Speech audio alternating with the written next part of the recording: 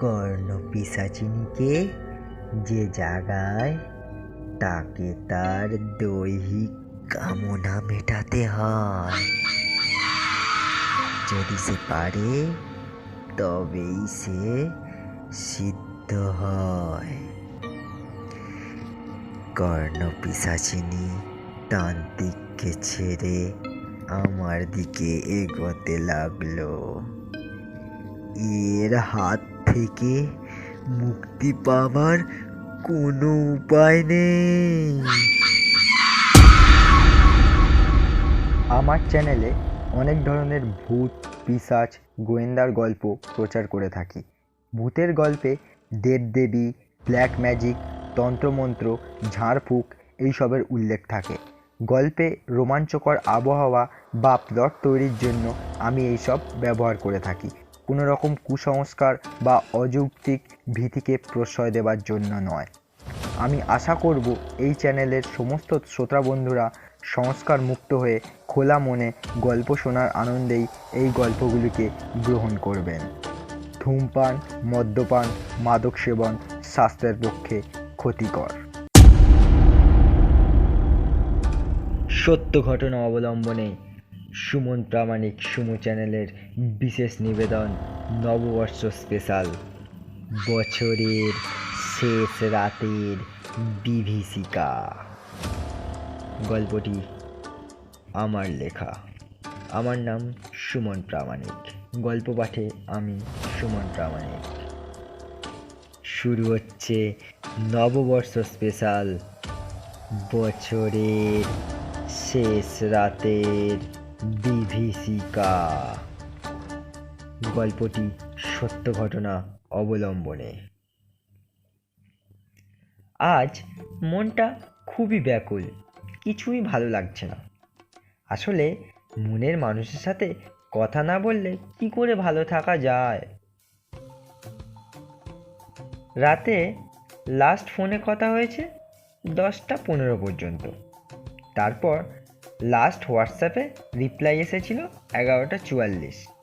বলেছিল পরে ফোন করবে। ওর অপেক্ষায় ছিলাম। কি ভাবছেন, ঝগড়া ঝামেলা? না না, ওসব কিছু নয়। হয়তো আমার পাগলিটা ঘুমিয়ে পড়েছে। ভালোবাসার পবিত্র শক্তি যে কত বড় শক্তি সেটা শুধুমাত্র উপলব্ধি করতে হয়। রাত 1টা 10, ঘরে শুয়ে আছি। হঠাৎ ঘরের পিছন থেকে কী সব শব্দ হতে থাকলো। পুকুরের জলে কিছু একটা পড়ার আওয়াজ হলো, আর সাথে সাথেই একটা বাচ্চা কুকুর কেঁদে উঠল।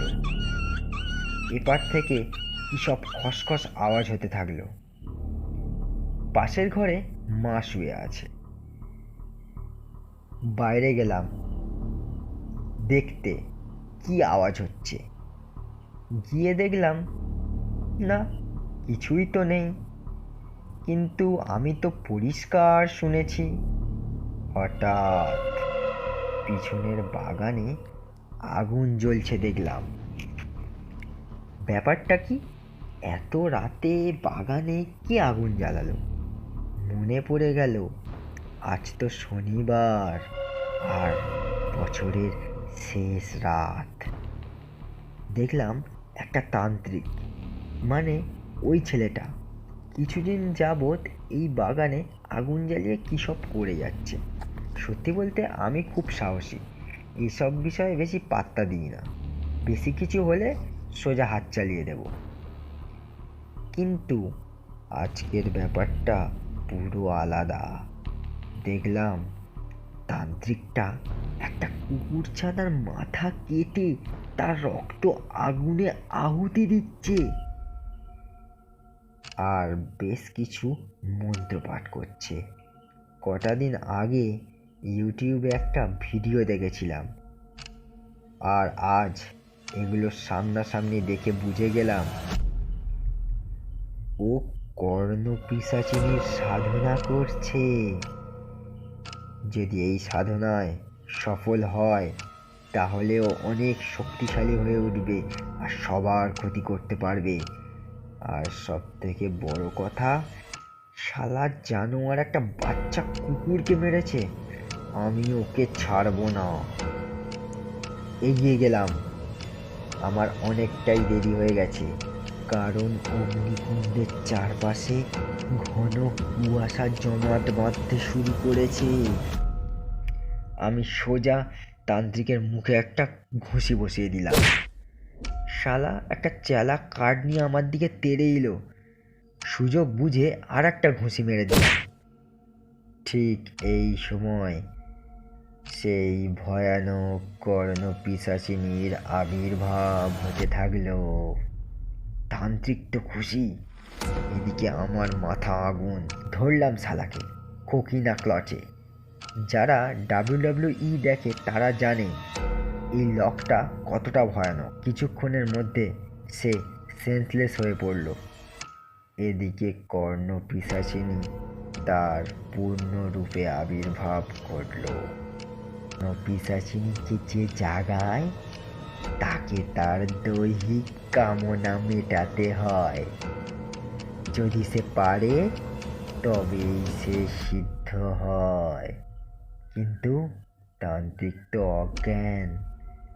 কর্ণপিশাচিনী তান্ত্রিককে ছেড়ে আমার দিকে এগোতে লাগলো। আমি পিছু হটতে থাকলাম। এর হাত থেকে মুক্তি পাওয়ার কোনো উপায় নেই। আমি চোখ বন্ধ করে আমার ভালোবাসাকে স্মরণ করতে থাকলাম। সাথে সাথে হাতে রুদ্র মুদ্রা করে নিলাম।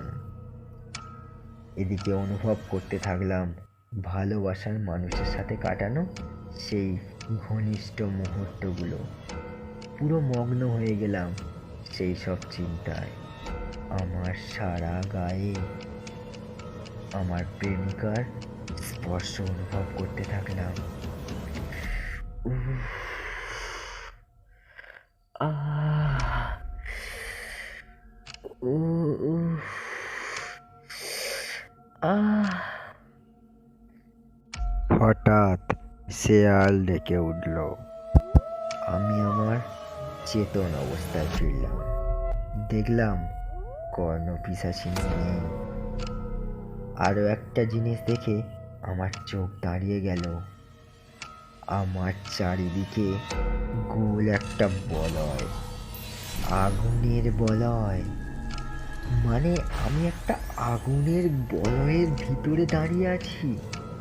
এর মানে আমার ভালোবাসার শক্তি ওই শয়তানকে আমার কাছে পর্যন্ত পৌঁছতে দেয়নি।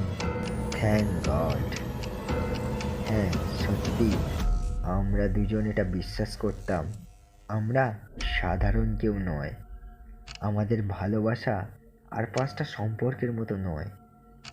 আজ তার যথাযথ প্রমাণ পেয়ে গেলাম। ফোনটা বের করলাম আর হোয়াটসঅ্যাপে মেসেজ টাইপ করলাম, I adore you my love. 1:58 message send. ওখানেই দাঁড়িয়ে মা কালীর মন্ত্র জপ করলাম। ওম কাম ক্রিম হুম হ্রিং কালিকায় হুম ফট। ওম ক্রিম কালিকায় নমঃ। শুনছিলেন সত্য ঘটনা অবলম্বনে বছরের শেষ রাতের বিভীষিকা। আপনাদের কি মনে হয় আমরা কি সত্যিই আলাদা? তবে আমি বিশ্বাস করি মা কালী আর মহাদেবের মতোই আমাদের সম্পর্কটা পবিত্র। ফিরে আসছি আরও একটা সত্য ঘটনা অবলম্বনে গল্প নিয়ে, রহস্য, রোমাঞ্চ, সাসপেন্স, থ্রিলার। ততক্ষণের জন্য আমার চ্যানেলটিকে সাবস্ক্রাইব করে পাশে থাকুন আর বেল আইকনটিকে অবশ্যই প্রেস করে দিন আমার চ্যানেলের নোটিফিকেশান সবার আগে পাওয়ার জন্য।